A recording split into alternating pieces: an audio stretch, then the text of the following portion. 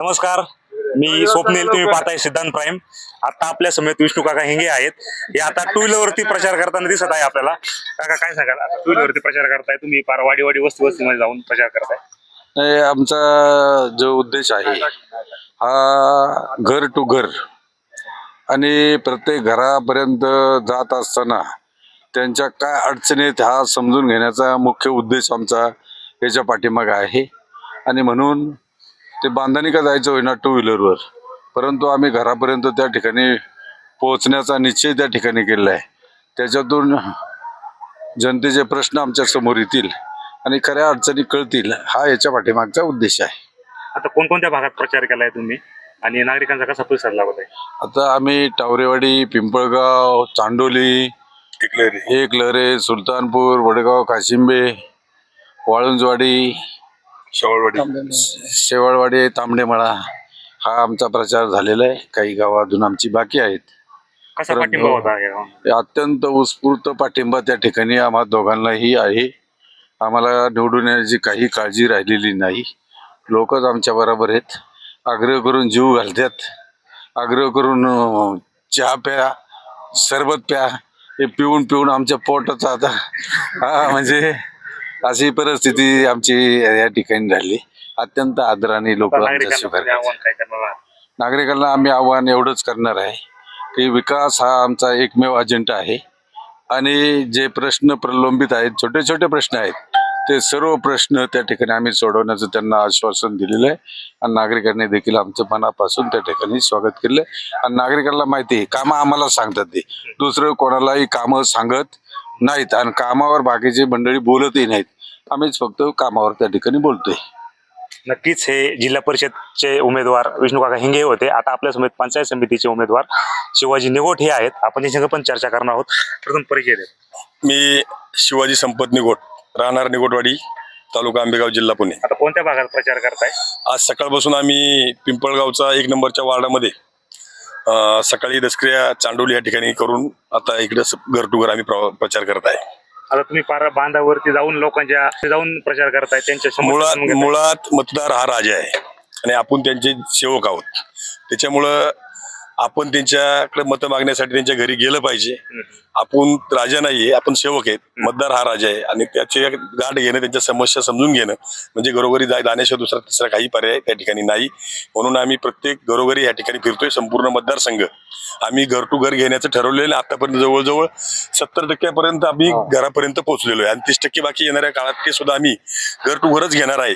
आणि त्याच्यानंतर मग कोपरा मिटिंग असतील, घोंगडी बैठका असतील, त्या पुढच्या नियोजनात होतील. आता या ठिकाणी तुम्ही फिरताय, समस्या जाणून घेतल्या, कोणकोणत्या समस्या फार मोठ्या काही राहिलेल्या नाहीत. आमदार साहेबांनी प्रचंड विकास या गावामध्ये केलेला आहे आणि किरकोळ समजा नवीन कोणाचं घर होतं, एकूण रस्त्याचं थोडं किरकोळ कारकोळ अडचण आहेत. बाकी लाईटीचे थोडेफार प्रश्न आहेत. बाकी फार काही असे गंभीर प्रश्न या ठिकाणी कुठेही काही दिसत नाहीत. नक्कीच हे होते दोन्ही उमेदवार. आपल्या समेत पिंपळगावचे ग्रामस्थ देखील आहेत. आपण त्यांच्यासोबत पण चर्चा करणार आहोत. नक्की दोन्ही उमेदवारांना काय शब्द देणार आहे?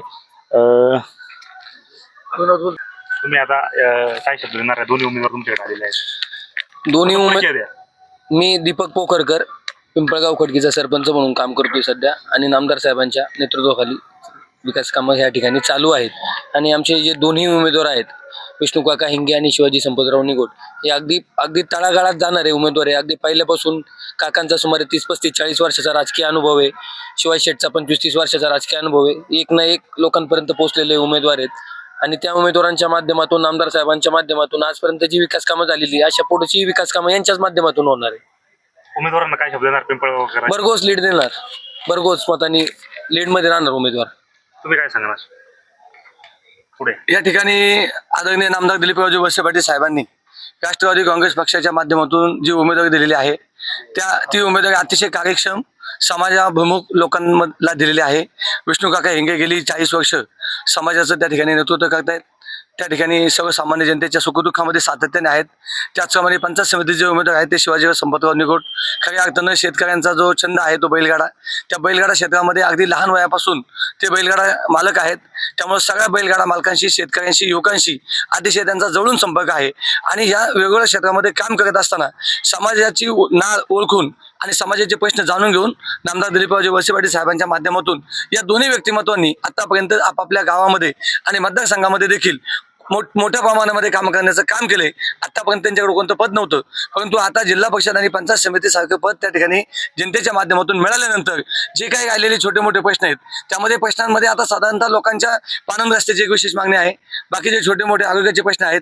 तर हे जे प्रश्न आहेत हे आदरणीय नामदार दिलीपरावजी वळसे पाटील साहेबांच्या नेतृत्वाखाली हे दोन्ही उमेदवार सक्षमपणे त्या ठिकाणी सोडवतील हा माझ्या सरकारला विश्वास आहे. ग्रामस्थांनी सांगितले दिलीप वळसे पाटील यांच्या माध्यमातून मतदारसंघामध्ये विकास झालेला आहे.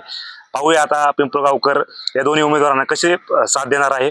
आता आपल्या समवेत कृषी उत्पन्न बाजार समितीचे सभापती आहेत.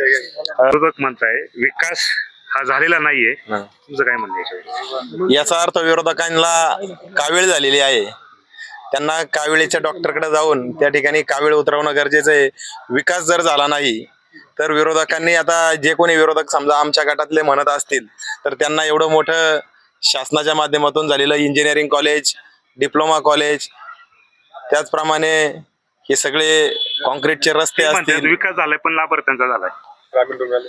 आता शासकीय तंत्रनिकेतन असेल किंवा इंजिनिअरिंग कॉलेज असेल या ठिकाणी ज्यांना प्रवेश मिळतो हे सगळे मेरिटवर प्रवेश मिळतो, गुणवत्तेवर प्रवेश मिळतो. तिथं कुठलाही वशिला नाही. लाभार्थी म्हणजे आता एखादा व्यवसाय असेल आणि तो व्यवसाय समजा शासनाच्या निधीच्या माध्यमातून किंवा शासनाने मंजूर केलेल्या कामांच्या माध्यमातून जर त्याचा तो व्यवसाय असेल तर तो कष्ट केल्यानंतर त्याला जर 2 रुपये मिळत असतील तर ते चुकीचं आहे असं मला वाटत नाही. शेवटी कोणी हॉटेलचा व्यवसाय करत असतं, कोणी बांधकाम व्यवसाय करतं, कोणी ट्रान्सपोर्टचा व्यवसाय करतं, कोणी शेतमाल खरेदी विक्रीचा व्यवसाय करतं. अशा अनेक प्रकार या ठिकाणी व्यवसायामध्ये आहेत. आणि मग व्यवसाय करत असताना फक्त टीका करायची म्हणून लाभार्थ्यांनाच फायदा झाला, यांच्याच कार्यकर्त्यांना फायदा झाला असं म्हणण्यापेक्षा त्यांनी स्वतःनी सुद्धा विरोधकांनी कष्ट केले पाहिजे, काम केलं पाहिजे. आणि आता सगळीकडं या ठिकाणी जे काय आहे ते स्पर्धात्मक पद्धतीने होत असतं आणि मग स्पर्धेतून तुम्ही त्या ठिकाणी तुमचा व्यवसाय वाढवला पाहिजे आणि त्या माध्यमातून स्वतःची प्रगती केली पाहिजे.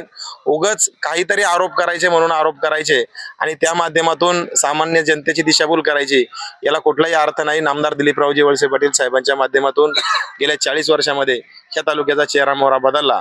मग ते पाण्याचे प्रश्न असतील, आरोग्याचे प्रश्न असतील, शिक्षणाचे प्रश्न असतील किंवा मग सामान्य लोकांसाठी ज्या काही सुविधा लागतात त्या सगळ्या सुविधा या ठिकाणी वळसे पाटील साहेबांच्या प्रयत्नातून निश्चितपणे या तालुक्यामध्ये झाल्यात.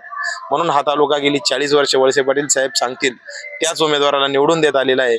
या मतदारसंघात सुद्धा अनेक महत्वाची कामं वळसे पाटील साहेबांच्या माध्यमातून आमचे जिल्हा परिषदचे सदस्य माताजी शेठ पोखरकर, नंतर अरुणा काकी थोरात यांच्या माध्यमातून अनेक कामं या मतदारसंघात मार्गी लागली आणि निश्चितपणे हाच विकासाचा वेग पुढं विष्णू काका हिंगे असतील, शिवाजी शेठ निगोट असतील, निलेशराव टेमकर असतील, हे पुढे नेण्याचा प्रयत्न करतील आणि चांगल्या पद्धतीने जनतेचा विश्वास सार्थ ठरवतील, चांगल्या पद्धतीने विकास कामं करतील आणि निश्चितपणे ती कामं दर्जेदार होण्यासाठी आणि खऱ्या अर्थाने या परिसरातील लोकांना सुविधा निर्माण होण्याच्या दृष्टीने चांगल्या सुविधा देण्याचा प्रयत्न या सगळं उमेदवारांच्या माध्यमातून होईल. वळसे पाटील साहेबांचा जो विकासाचा अजेंडा आहे तो निश्चितपणे सगळे उमेदवार पुढे घेऊन जातील असा मला ठाम विश्वास आहे. सभापती यांनी सांगितले दोन्ही उमेदवार चांगला विकास करतील, चांगली कामं करतील. पाहू येणाऱ्या काळात दोन्ही उमेदवारांना नागरिक कशा पद्धतीने पाठिंबा देत आहे. मी स्वप्नील जाधव, सिद्धांत प्राईम, आंबेगाव.